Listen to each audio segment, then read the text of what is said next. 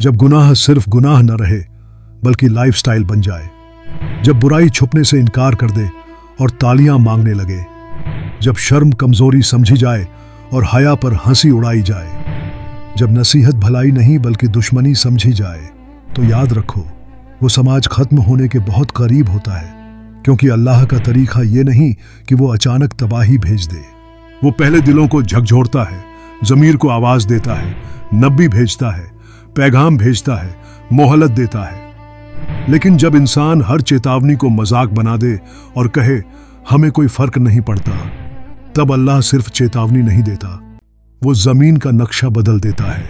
आज हम आपको सुनाने जा रहे हैं एक ऐसी कौम की दास्तान जिसका जिक्र सिर्फ इतिहास में नहीं बल्कि कुरान में है।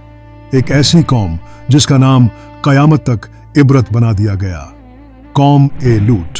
ये कहानी सिर्फ अतीत की नहीं, ये हमारे वक्त की भी है। इसलिए वीडियो को आखिर तक देखिए, क्योंकि ये दास्तान सिर्फ कानों से नहीं, रूह से सुनी जाती है। बहुत पुराने जमाने में आज के फिलिस्तीन और जॉर्डन के दरमियान एक इलाका था। उपजाऊ जमीन, हरी भरी वादियां, कारोबार से भरे रास्ते, काफिलों की आवाजाही। यहां सदूम, अमूरा और उनके आसपास की बस्तियां आबाद थीं। ये कोई गरीब या पिछड़ा समाज नहीं था। यहां दौलत थी, ताकत थी, सुविधाएं थीं, बस एक चीज की कमी थी, अल्लाह का डर। और जब दिल से अल्लाह का डर निकल जाए तो इंसान कुछ भी कर सकता है। कौम लूत ये समझ बैठी थी कि नेमतें उनकी कामयाबी का सबूत हैं। उन्हें लगता था कि अगर हम गलत होते तो हमारे पास दौलत क्यों होती, शहर क्यों आबाद होते, कारोबार क्यों चलता। और यही उनकी सबसे बड़ी गलतफहमी थी, क्योंकि नेमत हमेशा रजा की निशानी नहीं होती, कभी कभी वो आखिरी इम्तिहान होती है। फिर उन्होंने वो काम शुरू किया जो उनसे पहले दुनिया में किसी ने नहीं किया था। मर्द मर्दों की तरफ शहवत से झुकते थे, औरतों को छोड़ दिया गया था।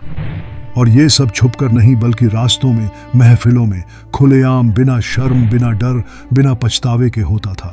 और बात यहीं खत्म नहीं होती। वो सिर्फ बेहया नहीं थे, वो जालिम भी थे। राहगीरों को लूटना, मेहमानों को बेइज्जत करना, कमजोरों को शिकार बनाना, और जो कोई उनकी बेहयाई पर सवाल उठाए उसे कहना इन्हें शहर से निकाल दो, यानी सच बोलने वाला दुश्मन और सही कहने वाला गद्दार। ऐसे माहौल में अल्लाह ने उन्हीं में से एक नेक इंसान को चुना, हजरत लूत अलैहिस्सलाम। वो बाहरी नहीं थे, उन्हीं की कौम से थे। उन्होंने तलवार या डंडे से नहीं बल्कि नरमी से समझाया। सालों तक कहते रहे अल्लाह से डरो, अपनी फितरत पर लौट आओ, मगर उनके दिल पत्थर बन चुके थे। उनका जवाब था अगर तुम सच्चे हो तो अजाब ले आओ, और जब कौम नबी को निकालने की बात करे तो समझ लो कि मोहलत खत्म होने वाली है। फिर वो रात आई जब कुछ खूबसूरत जवान लूत अलैहिस्सलाम के घर आए, और असल में वो इंसान नहीं बल्कि फरिश्ते थे।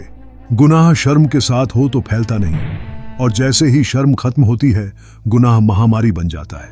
कौम लूत ने कहा इसमें गलत क्या है, ये हमारी पसंद है, और गुनाह को दलील मिल गई।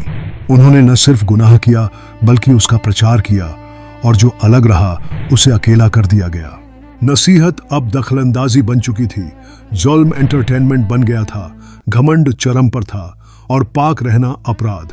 आखिरकार लूत अलैहिस्सलाम ने रब से फैसला मांगा और आसमान में हुक्म हो चुका था। उस आखिरी रात शहर सो रहा था, बाजार खुले थे, लोग हंस रहे थे। किसी को पता नहीं था कि ये उनकी आखिरी शाम है। भीड़ लूत अलैहिस्सलाम के घर तक आ पहुंची, लेकिन फरिश्तों ने उनकी आंखों पर अंधापन डाल दिया और कहा आज रात निकल जाओ, कोई पीछे न मुड़े। लूत की बीवी पीछे रह गई क्योंकि दिल कौम के साथ था। सुबह होते ही जमीन उलट दी गई, शहर आसमान की तरफ उठाए गए और औंधे मुंह दे मारे गए। फिर नाम लेकर पत्थर बरसे और कोई न बच सका। लूत अलैहिस्सलाम दूर खड़े देखते रहे। ये खुशी नहीं बल्कि एक नबी के दिल का सबसे भारी पल था।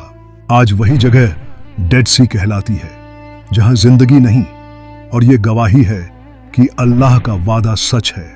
ये कहानी सिर्फ डराने के लिए नहीं बल्कि जगाने के लिए है, क्योंकि अल्लाह सब्र करता है, बहुत सब्र करता है, लेकिन हमेशा नहीं।